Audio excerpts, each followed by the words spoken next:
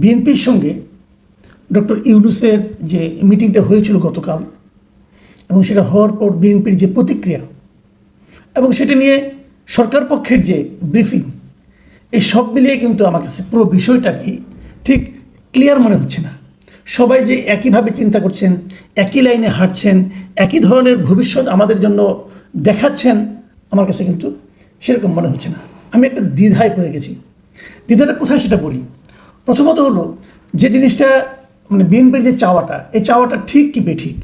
BNP কী চেয়েছে? তারা চেয়েছে যে ডিসেম্বরের মধ্যে নির্বাচন হতে হবে। তারা ডিসেম্বরের মধ্যে নির্বাচন চায়। ডিসেম্বরে নির্বাচন না হলে কি হবে তারা কিন্তু আবার তা বলেনি, সফটলি বলেছে ডিসেম্বরের মধ্যে নির্বাচন চায় এবং বের হয়ে এসে আবার কঠোর ভাষায় বলেছে যে তারা এই কথাতে কিছুমাত্র সন্তুষ্ট নয়। তো ভেতরের মোলায়েম ভাব, বাইরে এসে কঠোর ভাব কেন? তাহলে কি বাইরের এই কথাগুলো সে তাদের যারা কর্মী সমর্থক আছে তাদেরকে উদ্দীপ্ত রাখার জন্য বলছে? এইটা কিন্তু একটা প্রশ্ন। আমি অনেকগুলো অপশন আপনাদের সামনে আজকে এটা নিয়ে তুলে ধরতে চাই। দ্বিতীয়ত, যখন এই বিষয়টা নিয়ে আলোচনা হচ্ছে যে বিএনপি ডিসেম্বরের মধ্যে নির্বাচন চায়, তখন আমি সোশ্যাল মিডিয়ায় এক ধরনের প্রচারণা দেখছি। সেই প্রচারণা হলো এত তাড়াতাড়ি নির্বাচনের কি আছে, ডক্টর ইউনূস তো ভালোই চালাচ্ছেন, তাহলে উনি 5 বছর থাকলেই পারেন।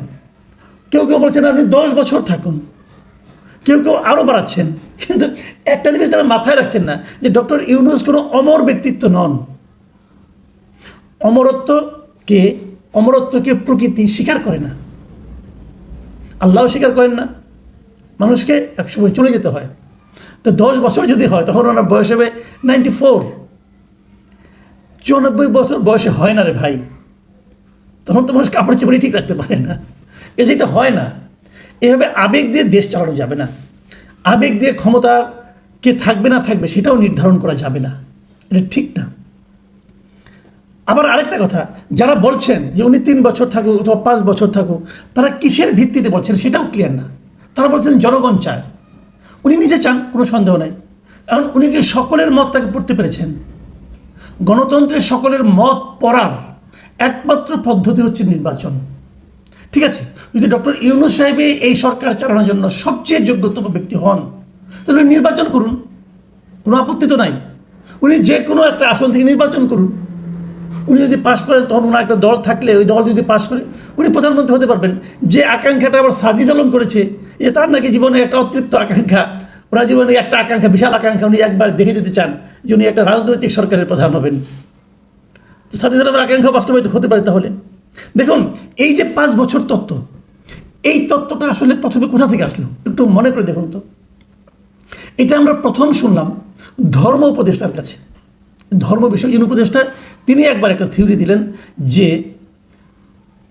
যেহেতু হাসিনা সরকার 2024 জানুয়ারিতে ইলেক্টেড হয়েছিল, তো তারা যদি 5 বছর, তাদের যতদিন মেয়াদ মানে 2029 জানুয়ারি পর্যন্ত, সেই সময় পর্যন্ত এই সরকারের মেয়াদ থাকবে, এরকম একটা থিওরি উনি দিলেন। এই থিওরিটা খুব একটা বাজারে পাত্তা পায়নি। এরপর আমরা প্রথম শুনলাম সার্জিস আলমের এই মন্তব্য, এবং তখন সবচেয়ে জোরালো মন্তব্যটা আসলো। সবচেয়ে জোরালোর আগে এরপরে যে আরেকটা মন্তব্য আসলো সেটা দিয়েছিল আমাদের স্বরাষ্ট্র উপদেষ্টা। উনি বলেছেন যে জনগণ নাকি, সাধারণ মানুষ নাকি চায় যে এই সরকার 5 বছর থাকুক, এরকম একটা দিলেন। আর ওই দিক থেকে সবচেয়ে জোরালো বক্তব্যটা এই স্বরাষ্ট্র উপদেষ্টার আগে যেটা এসেছে ওটা দিয়েছেন প্রথম পিনাকি ভট্টাচার্য। উনি একটা থিওরি দিয়েছেন, একটা হাইপোথিসিস দিয়েছেন। উনি এরকম দেন, প্রায়ই দেন, অনেক কিছু দেন। এগুলি কোনো কিছু ভালোও দেন, আমি এটাকে অস্বীকার করবো না। ওনার মেধা আছে, পড়াশোনা আছে, আমি ওনার বিশেষ ভক্ত একজন। তো যে কোনো কারণে উনি অবশ্যই আমাকে পছন্দ করেন না, কোনো সমস্যা নাই। তো উনি একটা থিওরি দিলেন, নানা রকম তত্ত্ব দিলেন। সেই তত্ত্বটা কেমন দিলেন? যে ডক্টর ইউনূস থাকবে, উনি থাকবে চিফ অ্যাডভাইজার, তার সঙ্গে ডেপুটি চিফ অ্যাডভাইজার হবেন তারেক রহমান। তারপরে এই ক্যাবিনেটের এখন যারা আছেন তাদের মাঝখান থেকে যারা ভালো করছেন, আবার কারা ভালো করছেন বুঝবেন কীভাবে? বিদেশে একটা ফার্মকে নিয়োগ করা হবে বোস্টনের, তারা এসে দেখে দেবে, তারা হিসাব নিকাশ করে বলবে যে কে ভালো পারফরমেন্স করছে, কে কার পারফরমেন্স ভালো না, এটা বলে দেবে। বাকিদেরকে ঝেঁটিয়ে বিদায় করা হবে। তারপর সকল দল থেকে একজনকে প্রতিনিধি নেওয়া হবে, সেই জাতীয় সরকারের ফর্মুলা কিন্তু প্রতিনিধি নেওয়া হয়ে তারপরে এই গভর্নমেন্টটা 5 বছর থাকবে। দেখেন, এই থিওরি হিসেবে এটাকে আমি একদম উড়িয়ে দিই না। আমার কাছে এই থিওরিটা একদম যে হাস্যকর থিওরি আমি তা বলি না। কিন্তু আমি যেখানে আপত্তিটা এই থিওরিতে আবার সেটা হলো গিয়ে, এটা তো জনগণের মত হলো না, এটা মেবি একজন অসাধারণ মেধাবী লোকের মত হলো, কোনো সমস্যা নাই। কিন্তু উনি যে সব বুঝেন তা তো নয়। আবার ওনার বুঝটা যে জনগণ পছন্দ করেন সেটাও তো আমি কনফার্ম না। গণতন্ত্রের মূল ভিত্তি হলো জনগণের মত, জনমত। দেখেন, আপনি জ্ঞানী মানুষ, আমি হয়তো অর্ধশিক্ষিত, আর আমাদের দেশে প্রচুর আছে অশিক্ষিত, কিন্তু আপনি বিশাল জ্ঞানীরও এক ভোট, আমি অর্ধশিক্ষিতরও এক ভোট, এবং একদম যে অশিক্ষিত তারও এক ভোট। কারণ এই দেশটাতে আমাকেও থাকতে হবে, ওনাকেও থাকতে হবে। আপনি হয়তো থাকবেন না, আপনি বিদেশ থাকেন, কোনো সমস্যা নাই, আপনি সোনার চামচ নিয়ে পৃথিবীতে আসছেন, ভালো জায়গায় চাকরি করেন, আপনি না আসলে চলবে। কিন্তু কৃষকটা দেখেন থাকতে হবে। ওই কৃষকের যে বুঝ, ওই বুঝটা দয়া করে আপনারা বুঝেন না। কৃষকের বুঝ কৃষককে বুঝতে দেন। আপনি কৃষককে ইনফর্ম করতে পারেন, কিন্তু সেটা গ্রহণ করা না করাটা কৃষকের দায়িত্ব। কৃষক যদি পান্তা ভাত খেয়ে আরাম পায়, তাকে আপনি স্যান্ডউইচ খাওয়ায়েন না প্লিজ, খাওয়াইতে যায়েন না, এটা তার হজম হবে না। তার স্যান্ডউইচও হজম হবে না, বার্গারও হজম হবে না।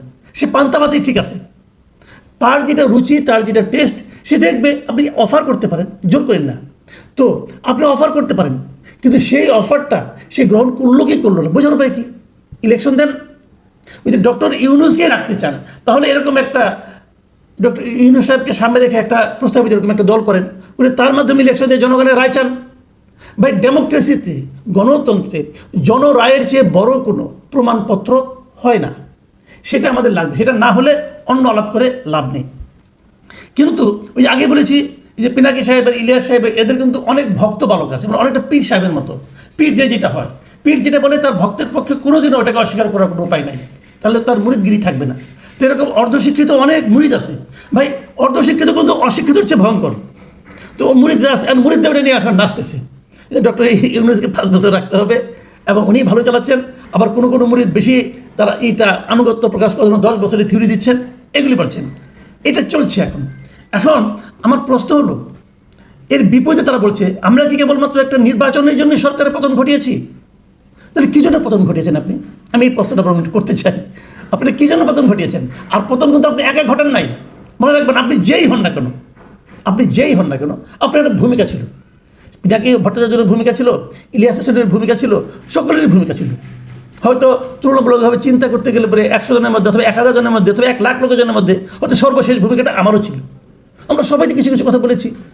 যে কৃষকটা হাসিনাকে একদিনেও, মানে একটু হলেও হালকা করে গালি দিয়েছে, অথবা বলেছে এই সরকার চাই না, তারও ভূমিকা ছিল। সকলের সম্মিলিত ভূমিকা মিলেই কিন্তু হাসিনার পতনটা হয়েছে। কাজে পতনটা সবাই ঘটিয়েছে। আচ্ছা ঠিক আছে, আপনারা নির্বাচনের জন্য পতন চান নাই, কী জন্য চাইছেন? সংস্কারের জন্য? ওকে, সংস্কারের জন্য আমি তাও মানতে রাজি আছি। আপনারা কী সংস্কার করবেন, কাকে দিয়ে সংস্কার করাবেন? যে সমস্ত সংস্কার রিপোর্ট আসছে এর মধ্যে, যারা এই রিপোর্ট তৈরি করেছে, তারা সবাইকে এই ক্ষেত্রে এই ক্ষেত্রে সর্বোচ্চ সক্ষম ব্যক্তি। ভাই, আমি বাংলাদেশে থাকি, আমি তা মনে করি না। এদের মোটামুটি 80% আমি চিনি, আমার কাছে এরকম মনে হয় নাই। রিপোর্টগুলো আমি দেখেছি, আমার কাছে এরকম কিছু মনেও হয় না যে আমারই কিছু এগুলি বাস্তবায়ন করলেই সব কিছু হয়ে যাবে। তারপরেও কথা আছে, আপনার এই রিপোর্টগুলি বাস্তবায়ন করবে কে? বাস্তবায়ন করার জন্য থেকে সরকার লাগবে। যে সরকার আসবে আগামীতে, যদি সেই সরকার এগুলি বাস্তবায়ন করতে, সেই সরকারের যারা প্রতিনিধি আছে, যারা সেই সরকারের মাধ্যমে যারা নাকি নির্বাচিত হবে জনগণের কাছ থেকে, সেই জনপ্রতিনিধিরা, তারা যদি এটা মানতে রাজি না হয়, আপনি বলবেন তাদেরকে অঙ্গীকার করিয়ে নেওয়া হবে। আপনি কি এখন শিওর যে ওই দল, আপনারা তো ওটাও চাচ্ছেন, আপনারা তো ওটাও চাচ্ছেন যে দলের সিদ্ধান্ত চূড়ান্ত না, জনপ্রতিনিধিদের সিদ্ধান্ত চূড়ান্ত, এই 70 অনুচ্ছেদ বাতিল চাচ্ছেন আপনি। তাহলে দল আজকে অঙ্গীকার করলো, কিন্তু তার প্রতিনিধিরা যদি না মানে, তাহলে কেমন করে পাশ করাবেন ভাই? এই সমস্ত হলো ইউটোপীয় কথাবার্তা, যে সংস্কার আগে তারপরে এগুলো মানে জাস্ট ইউটিউবে, মানে কিছু একটা বলতে হবে, বলার জন্য বলা, এগুলো কোনো অর্থ বহন করে না। এবং এই সমস্ত বিদেশি নাগরিক যারা বিদেশ থেকে এসে, আমেরিকা থেকে এসে, আমেরিকা 20-25 বছর ধরে থাকে, তারা আমেরিকা থেকে এসে আমাদেরকে সংস্কার করে দিবে, আর তার ফর্মুলায় আমি চলবো, এটা হয় না রে ভাই। সে সকালে পান্তা ভাত খায়, সে কি বুঝবে আমাদের সম্বন্ধে, আমাদের মন মানসিকতা রুচি সে কি জানে? সে তো এই দেশ থেকে বিচ্ছিন্ন হয়ে গেছে নিজ দায়িত্বে, ওটা তো চয়েস, বাই চয়েস সে আমেরিকার নাগরিক, তাদেরকে জোর করে আমেরিকার নাগরিক বানায় নাই। তার মানে সে এই দেশকে ত্যাগ করে, এই দেশের নাগরিকত্বকে অবহেলা করে, উপেক্ষা করে, অথবা এটাকে নিষ্ক্রিয় করে সে ওটা দেশের নাগরিকত্ব নিয়েছে।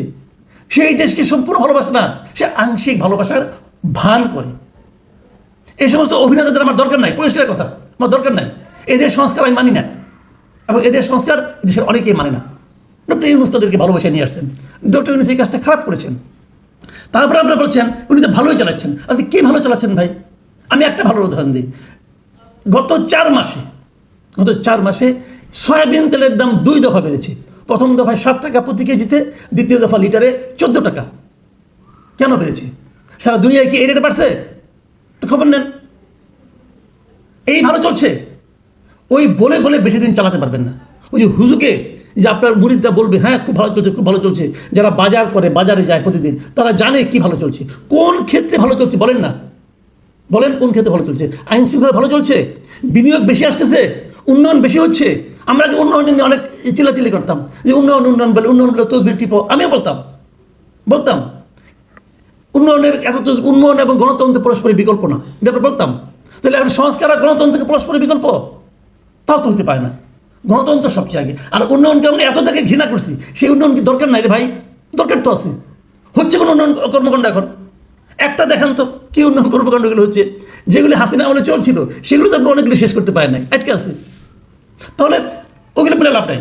সবচেয়ে বড় কথা হলো ডেমোক্রেসি চাই আমরা। আগে ডেমোক্রেসি, তারপর আপনি সংস্কার করেন, তারপর আপনি উন্নয়ন করেন, তারপর আপনি সব করেন। আর এই থিওরি যারা দিয়েছেন প্রথম, যে 5 বছরের থিওরি, ওনাকে 5 বছর থাকতে হবে, না থাকলে দেশ উচ্ছন্নে যাবে, হ্যান যাবে, ত্যান যাবে, এই থিওরি যারা দিয়েছেন তাদের মতলবটা আমরা আসলে একটু বোঝার চেষ্টা করব। আজ অনেক লম্বা হয়ে গেছে, আজকাল বলবো না, আগামী দিন তাদের এই মতলবটা কী, কেন তারা এরকম করছেন, সেটারও একটা কারণ কিন্তু আছে। সেটা নিয়ে আমি আমার মতো করে ব্যাখ্যা করবো, ভালো না লাগে আপনাদের ব্যাপার। প্রিয় দর্শক, এখন এই পর্যন্তই।